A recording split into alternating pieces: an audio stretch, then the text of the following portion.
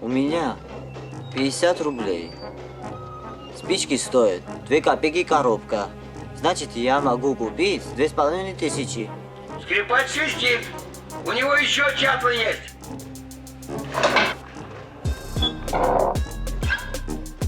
Господин Уэр, вам я не скрипач. Меня зовут Гедеван Александрович.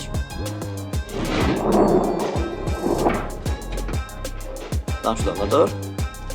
Не суй свой нос во все дыры, Гедеван Александрович.